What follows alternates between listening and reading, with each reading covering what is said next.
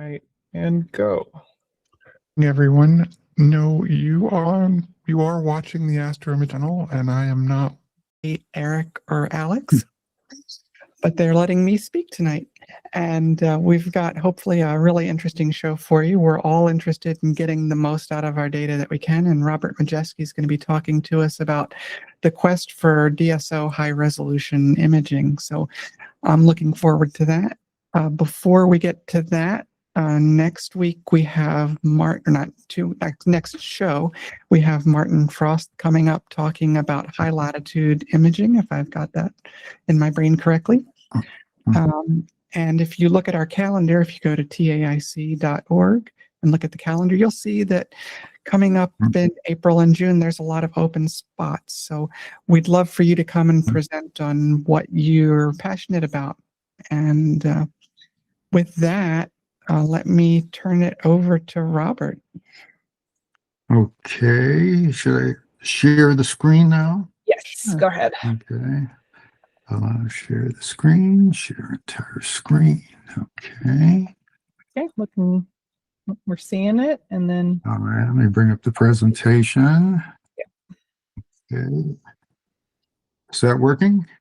Yes, it is. Yep, that looks Oh, good. fantastic. Okay. This is my second time presenting on the Astro Imaging channel. The first time I described software that I wrote to let me guide without using guide stars. But tonight, I have a different topic. I'm going to talk about things I've done to obtain high-resolution imagery for deep sky objects. So here's the agenda. First, I'm going to talk about the most important issue here, namely atmospheric seeing. And then I'm going to talk about the optical tube assemblies that can be used for this purpose. I'm going to give you my opinions, good things, not so good things about them. Talk about testing the optics, because it's no good having a design that's great, but if it isn't executed well, you got problems. So you got to be able to collimate it. You got to make sure you don't have any problems. And then I'm going to talk about sampling, basically the plate scale, and then the mount tracking, because the mount's an important part of this whole operation. And then I do short exposure imaging, so I'm going to talk about that, and then finally give you some examples. Okay, so let's get into seeing. The term seeing is what the professional astronomers say when they're talking about turbulence. I'm not talking about the velocity flow of the turbulence. What I'm talking about is temperature variations in the atmosphere. During the day, the sun's heating up the ground warms up the atmosphere, the air rises and mixes, and it's these temperature variations that cause us a problem. The figure at the top shows the optical significance of this here. So what you should imagine is way off on the left. Imagine there's a single star, and we're seeing rays from that star because it's so far away, they're parallel. And then perpendicular to that, we have wavefronts. Think of those as the crest of the wave. And those are very flat, plain sheets out in space. Okay, when we get into the atmosphere, and I'm showing kind of schematically here, regions of warm and I don't know, can you see my cursor? Or did that work at all? Yes, the area here that's kind of orangish red, that's supposed to be warmer areas, and down here blue are supposed to be colder areas. Now, warm air expands, and it makes the index of refraction closer to 1. And so what's happening is the speed of light is faster up at the top than it is at the bottom. So the light enters perfectly flat over here, and when it enters the atmosphere, it's going faster here. It's like a racetrack. And then you notice how the wavefronts kind of bend over and the rays bend over as well. Now, if you put a telescope over here where it says star direction, the apparent direction of that star is perpendicular to the wavefront. So here's the direction of that star. All right, now we characterize the turbulence with two different terms, the full width half max of stars and something else called R0, which is the Freed parameter. I'll talk a little bit more on the next page. And these values can change a lot.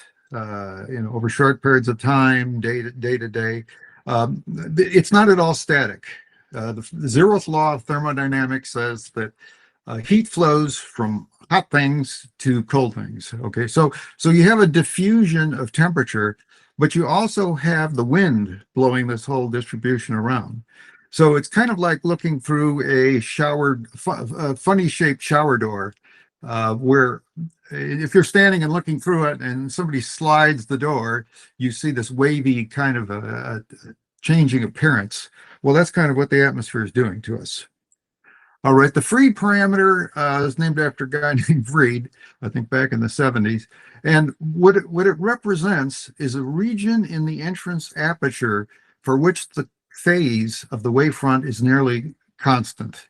Okay, so the implication of that is if R0 is much bigger than the entrance diameter d, the full width half max of a star will be lambda over d, where lambda is the wavelength. This is the same situation out in space, okay, where it's kind of like when you're out in space, you get the flat wavefronts, and it's just the entrance aperture that matters. But down on the ground with bigger telescopes and whatnot, R0 can definitely be a lot smaller than d. And in this case, the full width half max of the stars is not up here, it's this way. It's lambda over R0. And since we're interested in high resolution, we want big apertures for the most part. Okay, now this next chart tries to show you the difference that seeing has on large and small telescopes. So what I'm depicting is a small telescope over here and a much bigger one. And I'm showing you a kind of distorted wavefront from the atmosphere. In the little telescope, what we see here mostly is that the overall tilt of the wavefront is the direction of the star. So with a small telescope, we see large angular displacements. In a big telescope, we don't see very much angular motion of the whole shooting match, but we do see a very distorted point spread function. Okay, so that's kind of the big message over here. What we see are speckles in the big telescope. I used to see this when I was a kid, 8-inch telescope. I was just looking through it. Nowadays, I don't look through the scope much. But anyways, here's the kind of the impact of what exposure does to the appearance of the star. If you're out in space, what you're seeing is the airy disk. Okay, that's caused by diffraction of the entrance aperture. All right, and it's not jittering around. There's no jittering here. If you have a large telescope, let's say 1 to 2 meters, and you're taking short exposures, you see what astronomers refer to as speckle. Okay, this has to do with that crinkly wavefront, and it's changing very rapidly. I would kind of describe it as it looks like it's boiling. Now, in the regime that we're dealing with the planetary imagers, they can take short exposures and they can kind of get between these two images. But for us, with the deep sky objects, because they're so faint, we wind up with what's called a Moffett profile. That's kind of the average of those speckles moving around. Now, here's one thing that's I find very useful. Some of the remote sites have these. It's something called a seeing monitor, and it lets you see how the turbulence is varying throughout the night. So what this is a plot of the full width half max of the star, supposedly at zenith, as a function of the time of night. The way it works is they have a small telescope, like maybe 3-inch or something like that, imaging Polaris. And if we had no atmosphere, Polaris would be moving in a circular path, but because of the turbulence, it's jittering around, and by measuring that jitter, they can determine what the full width half max should be. Well, the reason you don't want to have it on a mount, they just have it on a pier, is because if the mount doesn't track perfectly, you'll confuse that with the seeing. Okay, so I've told you my academic introduction of what seeing is. You're probably thinking, well, okay, but what do we do about it, Bob? Well, what things we can do is we can't control the weather, but we can control where we image from and when we image. Okay, so based on what I told you before, what's driving this whole thing is temperature variations. So obviously what we want are isothermal conditions. And we'd like to find some remote site that gives us that. And assuming we have that, then the when is kind of like, well, you would like to image through the least amount of atmosphere as possible. So that means zenith, most likely.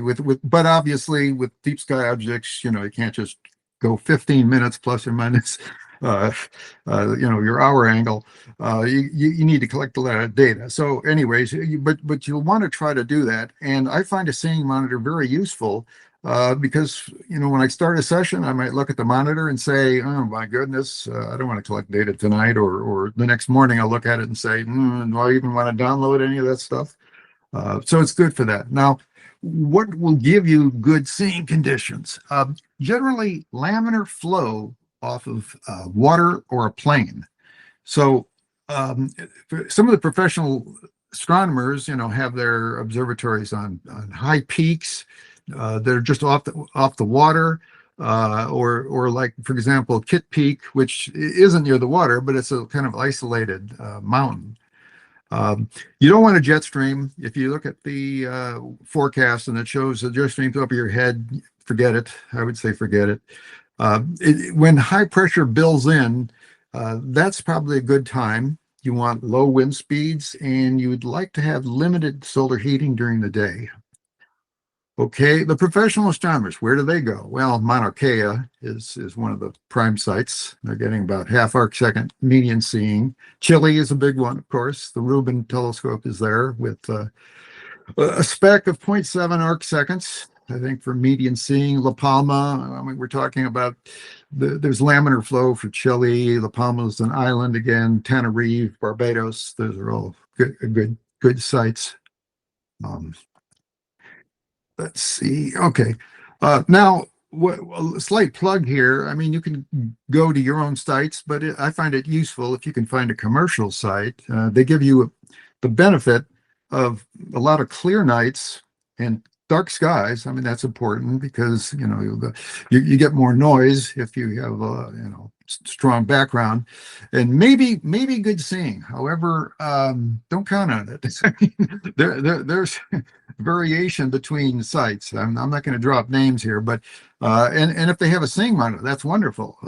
But they don't all have seeing monitors. I'm not sure just why. Maybe they're not making enough money. I don't know. And you can image on short notice. All right, now I'm switching topics here. I'm going to start talking about the optical tube assemblies that can be used for this purpose. I'm going to start with the Newtonians because they give you a lot of bang per buck. In other words, the cost is low. The basic Newtonian is, of course, a parabolic primary and a flat secondary. The purpose of the secondary is to get the focal point outside of the tube. That's basically the reason. The Newtonian is kind of wonderful from the standpoint that on axis, it's perfect, right? I mean, there's no spherical aberration. You only see the coma off axis here, and it's perfectly color corrected. There's no chromatic aberration. However, the big downer on the Newtonian is, especially if it's fast, is there's strong amount of off-axis coma and field curvature. The field curvature is telling us that the optimal focal surface where the image is in focus is curved. All right. Well, of course, our sensors are flat, so that means you're going to go out of focus. Now, it's not hopeless here. If you get a coma corrector, which is shown over here, you can correct for that off-axis coma and field curvature.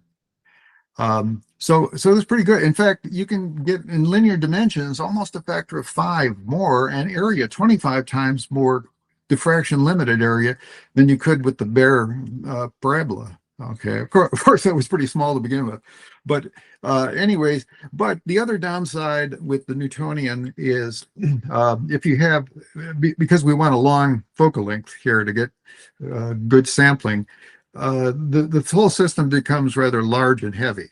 You've got this substantial mirror, but then you're going to have a long tube or something or other here. So that's not so great for your mount. Now, that brings us to the next chart. Okay, the Cassegrain designs. What's wonderful about them is they're compact. Not necessarily terrifically better performing, but compact. I have three different popular choices here. The Ritchie Crinton at the top, the Schmidt-Cassegrain in the middle, represented by the Celestron Edge, and at the bottom, the corrected Delcircum, the CDK. Okay, now, the reason they're compact is twofold. One fold is the raised, there's a double pass. Okay, the light goes in, bounces off the primary, hits the secondary, goes through a hole in the primary again.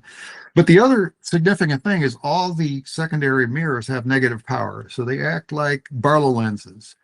So you can have an 8-inch telescope, f10, with an 80-inch focal length in a package that's, I don't know, like 18 inches long or something like that. So that's pretty nice. So the issues on these different, okay, let me go through the different ones here. First, the Ritchie Crinton. The Hubble telescope is a Ritchie Crinton. It has a conical primary and a conical secondary. Now, there's an issue with this one. I mean, personally, I have an issue with the Ritchie Crinton because it's harder to collimate. Why is it harder to collimate? Well, because the secondary mirror is not a sphere. In the other examples, in the Schmidt-Cassegrain, the Celestron Edge, and the CDK over here, they're spherical. And what that means is you need to get centration of the secondary correct as well as tip tilt. Okay, and that's not so easy. The reason for that, okay, let me just do a mental exercise. Imagine in your mind a perfect sphere. Okay, if you draw a line, any line that goes through the center of curvature of that sphere and rotate the sphere about that, you have azimuthal symmetry about that line. Okay, but now but on the Ritchie Crinton, we don't have a sphere over here. We have like an elliptical, I think, secondary. So there, you can't just take any line. In fact, there's one and only one line that satisfies that property. So the significance of it is harder to collimate, and if it's not well collimated, well, you don't have a great OTA, in my opinion. But that's not to say you can't do it. You know, I'm saying people can, can and do. The other thing about the Ritchie Crinton is it's corrected on axis for spherical aberration and coma, but not off axis. It has field curvature and astigmatism. So I would highly recommend a field corrector that corrects for both field curvature and astigmatism if you're using a Ritchie, unless your targets are very small. Okay, the Schmidt-Cassegrain over here, it has something called the corrector plate. And you might wonder, what's the corrector plate doing? Isn't it just a flat piece of glass? Well, no, it's not. The reason is that the primary mirror is a sphere, and that creates spherical aberration, and the job of the corrector plate is to correct for that. Okay, and it also, as a secondary activity, supports the secondary mirror. Okay, but the primary purpose is to correct for that spherical aberration of the primary. But one thing to bear in mind on the Schmidt-Cassegrains here is the corrector plate is not achromatic, which means that spherical aberration is corrected for only one wavelength. And take a guess as to what wavelength that must be, and I'll give you a hint. They were originally designed for people looking through them, so the answer is green light.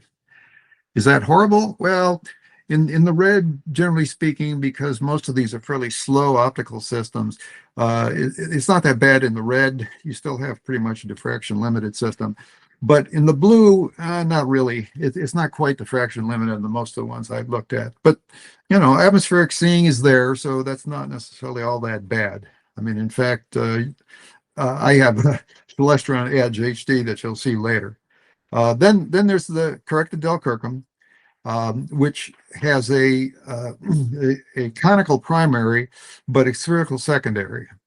The only thing here is the secondary obscurations tend to be a little bit large for my taste. And another thing to bear in mind, too, is the secondary mirror in the Ritchie, oops, I'm sorry. Why did that happen? In the Ritchie Critton and the in the CDK are supported by a spider, the vanes, okay? And that creates the diffraction spikes that we see on the bright stars. But in the Schmidt-Cassegrain, it's held by the corrector plate, and we don't have those spikes. So real stars, of course, don't have spikes sticking out of them, but you know, it's if you want a really large telescope, you can't avoid spiders pretty much. All right, now let me just kind of amplify on what I was just talking about here. I'm going to go down the line on these different ones here. What this is showing is point spread functions from the center of the field of view at the bottom, 1/10 of a degree off axis, and 2/10 of a degree. And I'm showing you what these things look like in the in a fast Newtonian over here. You got this really bad coma over here. But if you add the coma corrector, you know, you're much better off. You can work further out. Now on the Ritchie Critton over here, here's a RCF8. It's showing out at 4/10 of a degree. You're seeing that astigmatism I was talking about. I don't have an example of with the field corrector, but it should bring it back to looking sort of like this. Here's a Schmidt-Cassegrain F10, the earlier ones that don't have the field corrector. So you're seeing the effect of coma out here. And here it is with the Edge HD with its field corrector in operation. And here's the same sort of thing for a CDK. I got these designs from the prescriptions here from a book that I'll show you in a little bit. In fact, here's a little bit. Here's my summary. If you want to know more about these things and see the prescriptions, this is an excellent resource here: telescopes, eyepieces, and astrographs. They go through all the systems I'm talking about and more. And if you have an optical design program, you can run it and take a look for yourself. So here's kind of my quickie summary on some of the stuff I just talked about. Collimation, they're all easy, I would say, except for the Ritchie Critton. They have diffraction spikes because of spiders, except for the Schmidt-Cassegrain, the two different versions I'm saying. The Ritchie Critton is all reflective, and so is the Newtonian without the coma corrector. And the other thing, well, okay, I already showed you field of view. All right, so in order to, are there any questions at this point, or should I just keep barreling along? Don't have any. You're good on quiz. You're Yeah. good Okay, on I'm good. Go ahead. Yeah. Okay. Okay, so we've picked our OTA that we're going to use for whatever reasons. We also need low wavefront air.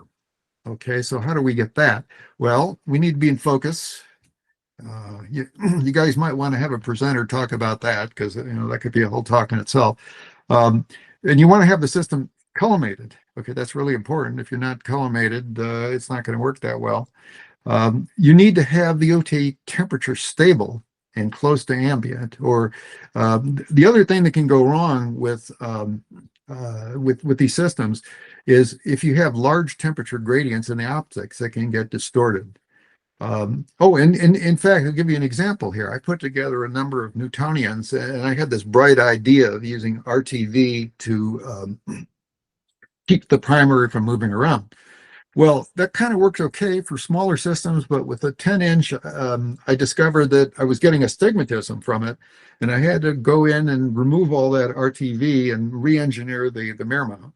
So the kind of what I'm trying to tell you is don't just assume, you know, you bought this scope and it's going to be great. Well, maybe yes, maybe no. Now, also, you don't want to image at low elevations. You want to look through the least atmosphere, so that means close to zenith. And you don't want to image over somebody's warm rooftop or warm concrete. And so you'll see that that's kind of a serious thing. All right, now I'm going to talk about testing and collimation here. I'm not going to go through exactly. Before you go on, Robert, Marcia, my friend Marcia wants to know what you think about the RASA scopes. Are you familiar with them? Oh, yeah. Well, okay.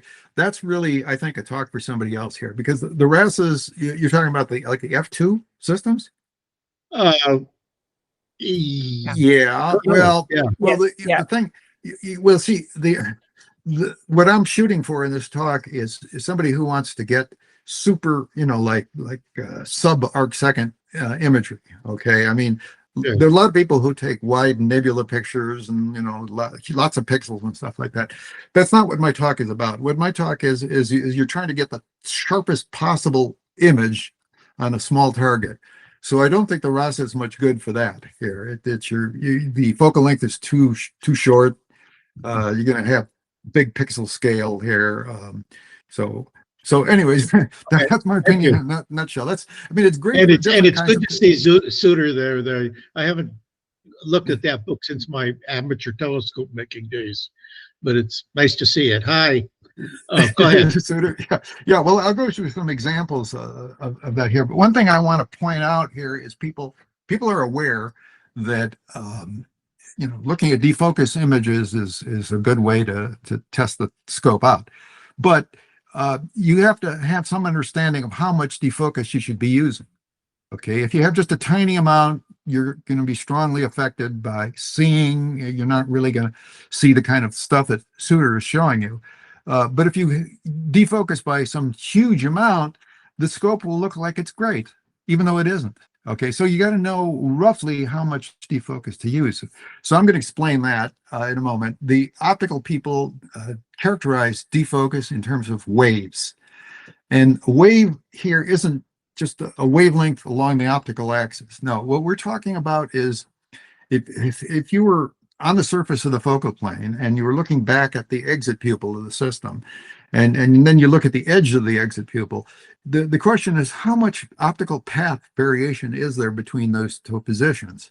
All right, and that's what we're talking about in terms of waves. And the way you calculate it is one wave equals 8 times the wavelength times the square of the F number of the system. So here's an example. Using 550 nanometers, that's 0.55 microns. And let's say you have an F10 system. Okay, so one wave is 8 times 0.55 microns times 10 squared, 0.44 millimeters. All right. Now, one wave, you wouldn't want to be taking your data with one wave of defocus. You really want a quarter wave, or better yet, eighth of a wave. So when you're running the thing in focus, this is where you want to be. However, when you collimate, you would really like to be between about 8 and 12 waves. And that's according to Mr. Suter here, because the reason for that is it makes the effect of the aberrations easier to see when you're in that regime. If you're very large, they're harder to see. You're dominated by defocus so much that you can't see that. So 8 waves is like 3.5 millimeters, and 12 waves is about 5 millimeters in this case. And here's an example of being properly collimated and not being collimated. And I'm giving you an example for an Edge HD system. I'll show you a little later actual data on mine, but this is from an optical design program. And what it's showing you is going from inside to outside of focus. And here in my optical design program, I got everything perfectly lined up, and you can see the rings are nice and circular and evenly bright and whatnot. But if you tilt the secondaries, what happens here is it's a little hard to see the spacing difference, but you see a difference in brightness between this side and this side. That's a tip off in a system like this that you need to adjust that secondary mirror. Okay, now one thing you're going to learn about me is I like to write my own software. So I wrote software to analyze the wavefront errors in my system. So what I did is I took my system and I took data over on the left-hand side, inside of focus and outside, at around in the near 10 waves. And I did a fit to all these different aberration terms, and it resulted in this fit over here of this is supposed to be the data. This is the numerical fit to it, and it shows you the strength. Don't mind the exact values of these numbers. These are coefficients of the Zernike terms that characterize these wavefront aberrations. And what the bottom line of what I've got here is the system is not quite diffraction limited in this condition here. It's 80% Strel is considered the magic, being diffraction limited. So we're close in this configuration. If you look at the aberrations, like the trifoil is pretty small, quadrifoil, it's nice. The images are nice and round. You can see that.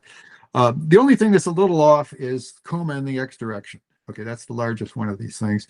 And so the fix to this is to turn one of those screws on the secondary mirror to fix the little bit of coma we have here. But anyways, the thing I'm saying is you don't have to do all this quantitative stuff, but looking at the system out of focus like this, you can learn a lot. Like, for example, here's another example for a Ritchie Critchen, that the distance between the primary and the secondary mirror control spherical aberration. Okay, so on the left-hand side is showing you going through focus in a system for which the spacing is correct.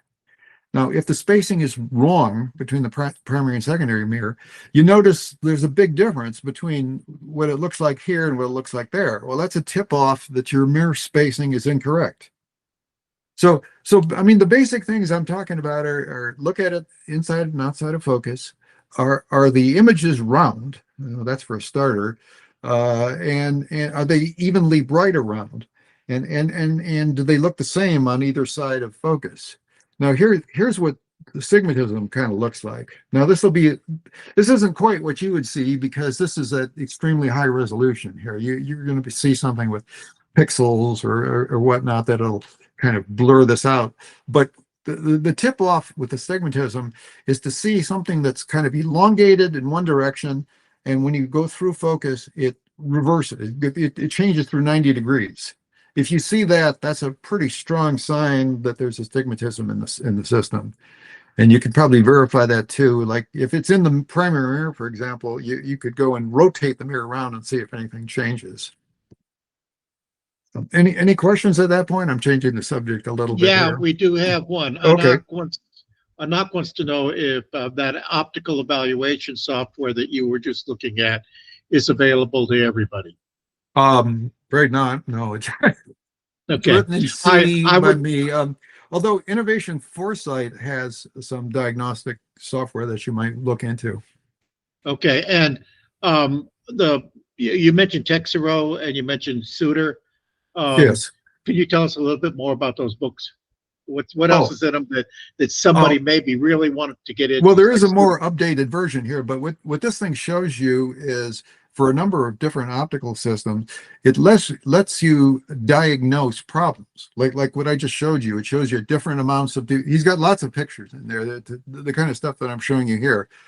He's showing you what it looks like when you're this far off, and if you see this, it means that, and you should do this should make these adjustments. So I think it's a very valuable thing, because you might have really large, if you're worried about a very quantitative analysis, you may be going farther than you really need to. I mean, you might look at this. If you look at the system here, to go back to where I was on this one, if you see, kind of stretched out point spread functions like this, you ought to be figuring out what's going on there. Do I have astigmatism? What's causing it? Like maybe there's an optical element that's being distorted. One thing too, you should think about your optical system and your whole setup like it's a wet noodle. Okay, there's just because what it takes to distort these elements is really small. You can have a big mirror and just have finger pressure on the edge, and that's enough to add huge aberrations to it. So it's very easy to in mounting a primary mirror, for example, to distort it. I even read like the Palomar telescope. I don't know if this is still true. They have a spring balance on the back of it to remove astigmatism in it. But deliberately trying to unwarp it, I guess. John wants to know if it's better to collimate at zenith. Yeah, that would, well, sure, because when you're doing the collimation, you're going to be seeing the effect of seeing there. So the more seeing you're having, it's going to be harder. I mean, for example, back, let's see, where was I? One of these here. Where does it do that? Okay. Okay, like on these rings here, they're going to be they're going to be waving around here. In fact, I would tend to take like a time exposure to kind of average over the seeing. So zenith is your better choice, definitely. And you are talking about star collimation. For many people, collimation consists of, well, bouncing a laser back and forth. That's not what you're talking about here. No, You're no, I'm talking about yeah. star collimation, basically Yeah. here. I mean, you don't have to. You know, there are other approaches where you can set up a target during the daytime. Except the problem with that is you can get a lot of seeing if you have to look over a horizontal path. Laser collimation, laser collimation is kind of tricky. I've tried that with the Schmidt-Cassegrain, and I've had trouble matching what I see with the stars. I mean, the thing about the stars is you're using your system, you know, end to end the way it's designed to work there. So there's no ifs, ands, or buts about it. With the collimator, with the laser one, like what is it? Hotech or something. If I remember the name. It depends on how well. Howie Glatter's the other one. Yeah. Well, no, I use the Howie Glatter's. Well, I find for Newtonians, I use a Howie Glatter with the what is that? The True Blog, or what's the name on that thing? There's a way to use the laser with something that creates basically a point source in the system. That works very well. Okay, but for Schmidt-Cassegrains, I don't know. I'd have to be convinced, because I've tried that. Yeah. Okay. I don't want to be a real downer, but I have my doubts. We're clear on the questions for now. Okay. Let me go back to the next topic. Okay. Let's see. This is I have my doubts about this section because I'm getting a little bit maybe too academic for these people. In an optical system has a spatial frequency cutoff. Now, if you haven't followed this stuff, John Hayes has a wonderful presentation on MTF, which you might want to watch here, but I didn't figure I wanted to spend the time going over that kind of stuff right here. But basically the idea is, if in object space, if you have a target that is varying in brightness linearly, it's bright, it's dark, it's bright, it's dark, and you pass it through the system and image it, that's a measure of the modulation of the system. And as you go to higher and higher frequencies of that, it's going to fade out. The contrast is going to fade out. So what I'm talking about here is there's some point where if the frequency becomes high enough, the optical system won't pass it at all. And this is referred to as the cutoff spatial frequency. And you can determine it in two different ways: cycles per pixel or cycles per millimeter. And here's the formula. The pixel size, that's like your 3.76 micron detectors. This is the wavelength, and here's the F number. I give an example for 376 microns at f4. You get a spatial frequency that cut off at 1.7 essentially cycles per pixel, and 450 something cycles per millimeter. Now, the significance of, well, why does this matter, is that it kind of determines whether you're undersampled or oversampled for the optics. Okay, and the significance of this is if the cutoff frequency is greater than 1/2 a cycle per pixel, the system's undersampled according to the optics. Okay, this is kind of academic from the standpoint that you're probably going to be limited more so by the seeing, okay, than the optics. But I'm just kind of doing my academic thing and telling you that under that circumstance, this would be an extremely undersampled system. But what does that mean? Why do you care about whether it's undersampled or not? It's because if you're undersampling something, you have a process called aliasing going on.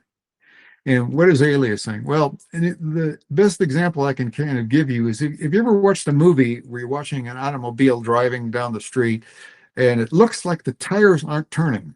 And the car's obviously going down the road, but the wheels aren't turning. Well, why is that? Well, if the rate of rotation of the wheel, let's say, was the same as the shutter speed in the camera, in the motion picture camera, the video camera, then each time it takes a picture, the wheel's in the same position. All right. So that higher frequency becomes aliased to 0, which is not what you want. You don't want higher frequencies of detail winding up incorrectly. So what that does is it basically, here's my picture. I'm showing you cycles per arc second. Here is another way of measuring it with modulation on this axis. And here's kind of the response of the optics. It starts off normalized to 1, it drops off, and right over here would be the cutoff of the system, drops to 0. And if this is your what I call the Nyquist region, that's below the half cycle per pixel. And this is in arc seconds, so it's the units are different here. But anyways, if you're in this region and you have detail in the image, there's no aliasing happening. But if it's above that, a component of the information in the object can wind up over here, and it's distorted. The effect of this is if the stars look blocky, then you're undersampling. Okay, but the issue is, okay, then here's another example that shows an F4 system and an F10 system. If here's your Nyquist, the folding frequency over here at 1/2, then this image detail winds up over here, which is not good at all, because you don't want this over here. And here's the region that you're getting out in your data. Okay, not this, but it'll wind up there. But in the F10 system, the amount of aliasing is much less. Okay, so okay, I did my kind of academic thing, but it's kind of like, so what? What's the fix? Is there a need to fix it? Well, the biggest one may be you do nothing because you're really limited by the seeing. Okay, that's probably a typical case. It's like, okay, Bob's telling you all this stuff, but because the seeing isn't that great, don't worry about it. However, if you want to worry about it, if you're using a really small F number system like that Raza or something, you may be aliasing all over the place. And then in a lot of systems I've seen, I would say, lose the reducer. If you want high resolution imaging, the reducer is a really bad idea because it reduces your sampling with larger plate scale. And also, a lot of these will introduce more wavefront error in your system that you don't want. I'm not saying they're all like that, but that's kind of, I don't use a reducer in my system. Another thing would be just use a camera with smaller pixels or drizzle. So those are kind of the. Okay, now I'm going to make another shift in what I'm talking about. I'm going to talk about the mount and drift that occurs. We do not want to have the mount drifting during the period we're exposing. Okay, let me just explain something here. I know a lot of you probably take long exposures and you're constantly guiding and whatnot, but in my system, I'm taking short exposures and I have an encoder mount. So I do not do any guiding during the exposures. Okay, and I don't want any drift occurring during the exposures itself. The mount is running closed loop with its own encoders, but I don't want to be bumping it and telling it, hey, move over here. So anyways, what will cause drift in the system? Well, polar misalignment, okay, non-orthogonality of the axis, or you can have drift in the system caused by optical components deforming, okay, like in the Newtonian, as the elevation angle changes, that secondary mirror alignment may be changing, okay? Gravitational forces are causing torque on that secondary mirror, and it can change the direction that you're looking. Okay, so all these things can act together. Oops, a little bit too fast there. So what I did is, another reason you want a polar line is you don't want field rotation in the system. But the main reason is you don't want drift, obviously. But you can only polar align so well. And here's my system. I did a test. What I did is over a period of 4 hours, this is hour angle, and here's the change in position. I arbitrarily set the initial one to 0. This is how much in arc seconds it varied over that 4 hours. Okay, it looks like a lot, but 250 arc seconds isn't all that much. And then here's what happened in declination. And these are kind of curve fits to sines and cosines. This is what you'd expect. So anyways, as I said, polar alignment will do this. Flexure, differential atmospheric refraction. Okay. Now, if we take the derivative of those curves, in other words, find the slope, this is what we're getting. Okay, in rate ascension is versus hour angle. This is showing you drift in arc seconds per minute. And it's showing you, oh, it's like an arc second per minute, maybe 1.4 at the beginning here in rate ascension. Declination, it goes through 0, actually reverses sine. So it's on the order of maybe 1/10 of an arc second per minute. Okay, well then, so what? You might say, well, suppose you had 1.4 arc seconds per minute. You took a 1 minute exposure. That means that you'd have 1.4 arc seconds of drift during that exposure. Well, for high resolution imaging, when I'm trying to get down to 1/10 of an arc second, that no way, we don't want that.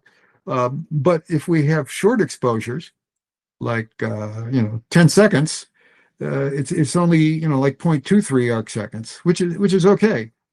Now, you're probably saying, well, okay, I'm guiding. Is that a problem? Well, I don't know. I mean, it depends on, how much that disturbs the mount. I'm just telling you, what I'm telling you is what I'm doing. Okay, so you don't have to do what I'm doing. Now, because I have an astrophysics mount, they allow for, what do they call it? Custom rates. So if you set the thing with a custom rate, which is similar to mount modeling, and you run that, the drift rate becomes very small now. Okay, so you can see what I've got down to 1/10 of an arc second per minute. So now if you expose for 2 minutes, that's only 2 arc seconds, which is pretty good. So in the world I'm trying to work here is to get down to 1/10 of an arc second.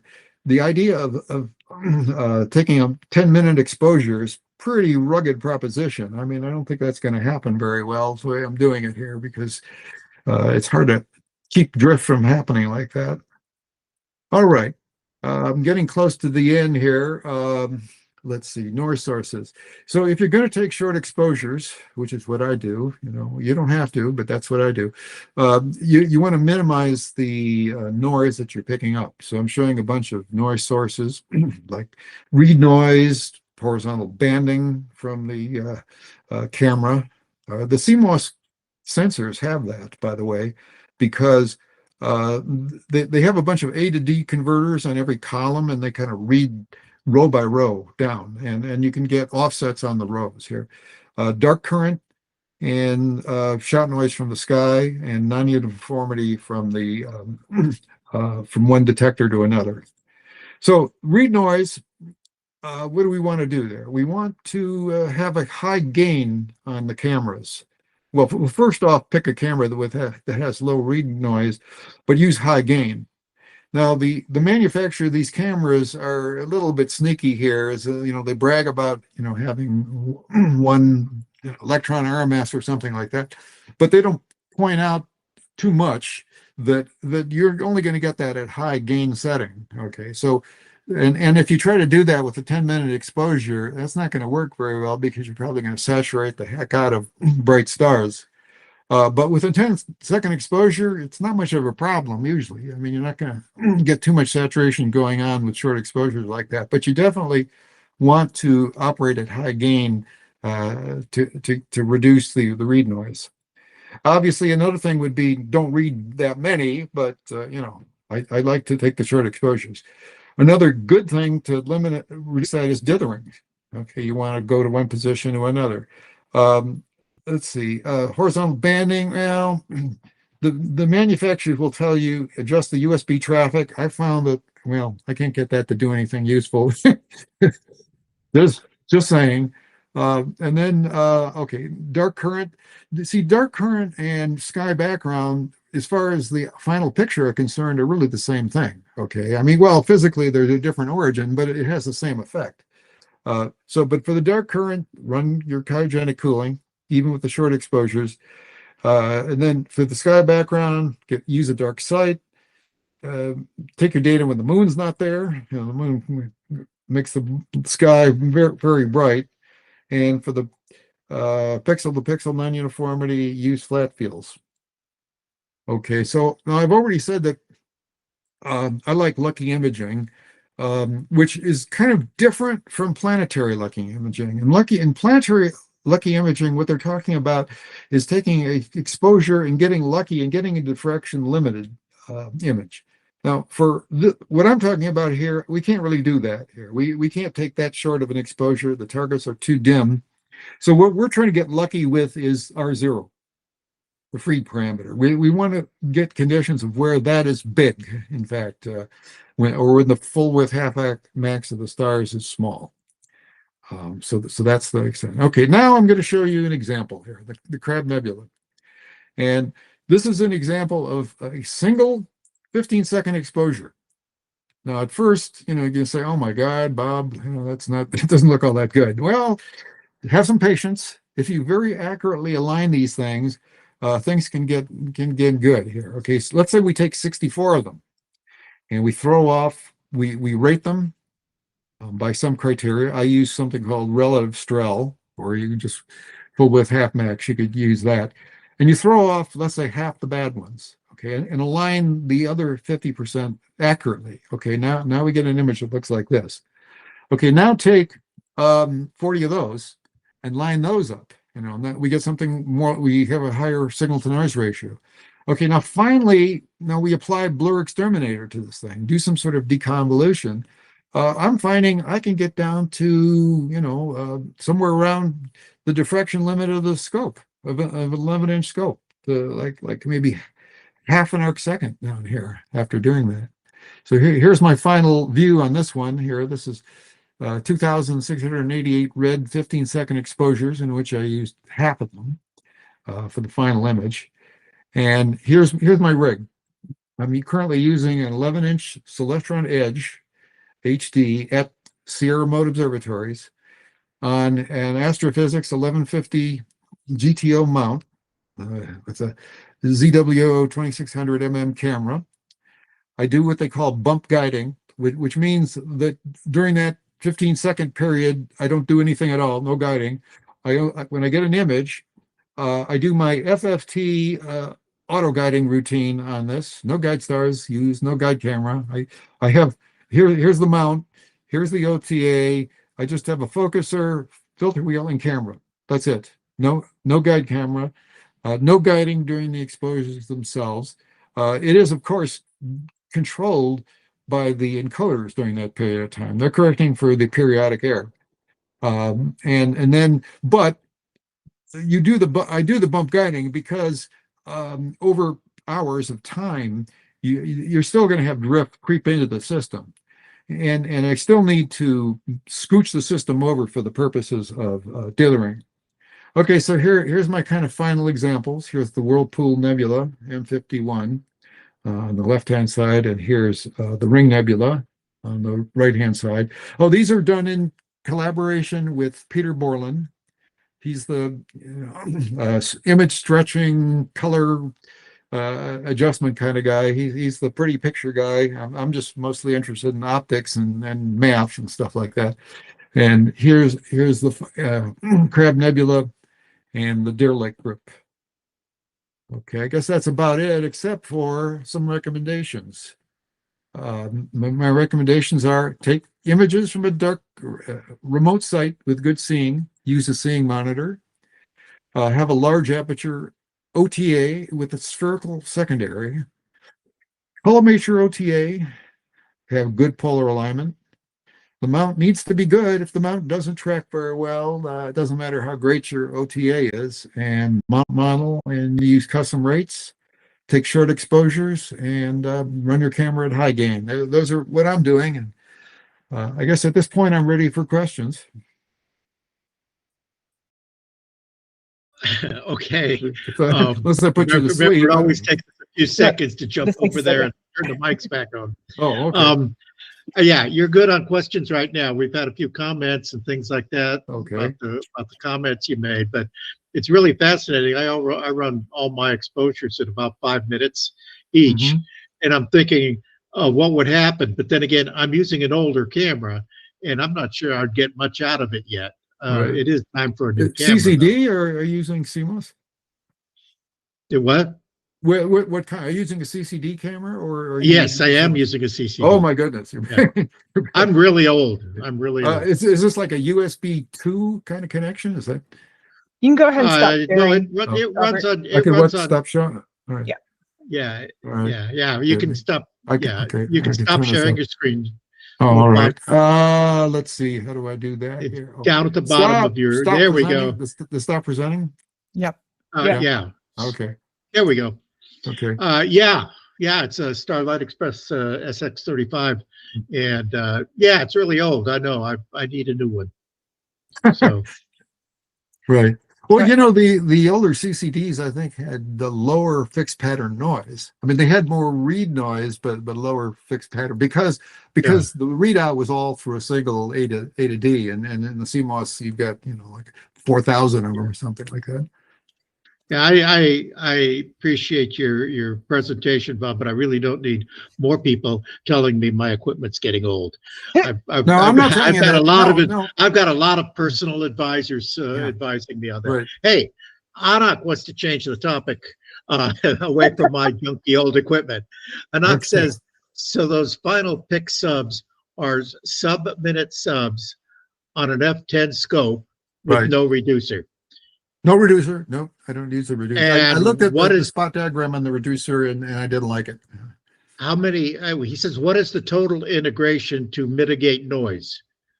The total integration. I think, Anak, if well, I'm not mistaken, you mean how many hours altogether goes into one of those images? 4 to How 8 many or hours? something like that. I mean, because bear in mind, I wind up throwing away half of what I get. I mean, I'm kind of picky. If the seeing is bad tonight, I don't even bother. Okay, but when it's decent, I collect a certain number and then I throw half away. You know, to try to gain something there. Yeah, So- I could imagine that I'm going to be, if I go from 5 minutes to 30 seconds or 1 minute or something, I'm going to dramatically increase the amount of storage I require. Oh, And yeah. So, Oh yeah. so Jim Bishop asks, what's your data management like? How long does your stacking take, for instance?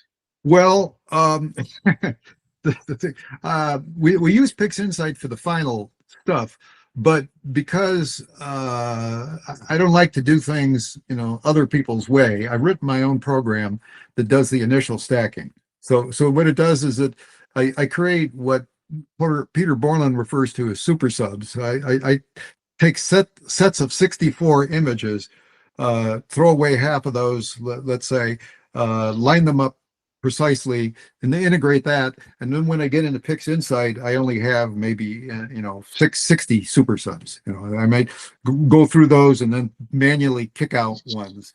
So the most of it at any one time you're doing is 60, 64.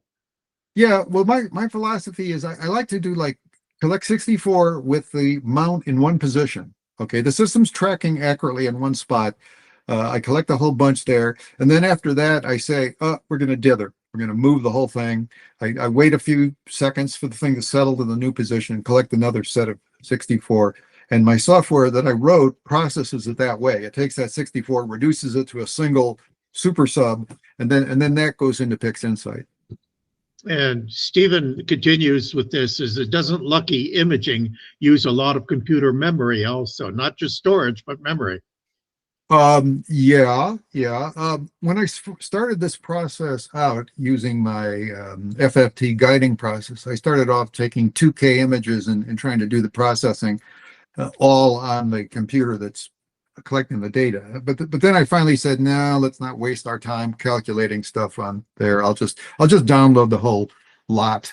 And so lately what I do is I just store 4K images and then download them the next day, and then process them. And yeah, it does take a lot of memory. I mean, you know, lots of gigabytes of memory. But see, unlike some of the other people, I'm not a real a pretty picture person here. To me, this is an R&D project where I want to, run on a few targets. And I don't even care about keeping the old stuff. If I come up with a better idea, get rid of that stuff. So all I need is kind of like a working amount of storage. I don't need to like a big archive. I don't think you could show us those examples of pictures you showed us and then claim that you're not into pretty pictures. I think no, you but I'm got- collaborating with somebody for that. I see. who handles the pretty picture part. Okay. And you've got a couple comments coming in, but I see no more questions. If there are any Okay. questions, get them in. Yeah. And Linda, it's back to you, I think. Sure, I've got a question for you, Robert, which is Okay. the examples you showed were all fairly bright targets. Have you done any examples on some of the faint stuff, like maybe some of the dusty nebula, that sort of thing? Well, that's not my thing. No, the answer is basically no. I mean, the process, I would have to start taking longer exposures because if you got, for one thing, that's not my thing to take the nebula pictures. Okay, I want small targets with lots of detail in them. That's what I'm interested in. But no, I don't have those, and that would force me to be taking, maybe 30-second kind of exposures. Probably not 10 minutes, but like the narrow band stuff. That's a real challenge for what I'm trying to do. I'll admit that's kind of tough. So what you're saying is that the technique is applicable to certain situations, but it might be more difficult or challenging to use in others where you're going after faint detail. Right. Like I say, narrow band is really the problem because you're getting much less signal. So you can't, if you take that 10-second exposure, you're going to look at it and say, well, I don't see anything. Kind of a thing. All right. I'm sitting here waiting for Alex or Molly to do something. Whoa, my display is going crazy. I don't know why, but at any rate, we are finished with the questions coming in from stop it, Linda, you keep going right past me on the screen. Anyway, some comments coming in like excellent presentation and thank you so much. But we are finished with the actual questions off the internet. All right. Well, I was afraid was I going over people's heads too much or going too fast? I don't think so. No, not at all. The audience seemed quite engaged. So Yeah, Okay, yeah, good. they stuck around for pretty much the whole show, so that's great. thanks, Robert, Very for good. giving us lots Okay, of you're welcome. for thought, and it gives me some stuff to think about on the teams that I'm involved in. And everybody, will see you in a couple weeks with Martin Frost on high latitude imaging and dealing with the cold. And if you have an idea to present for April and June, get in touch. We'd love to put you in the seat that Robert's in right now. And Robert, stick around when we head out. And everybody else, have a great night. All righty. Adios, Good todos. night.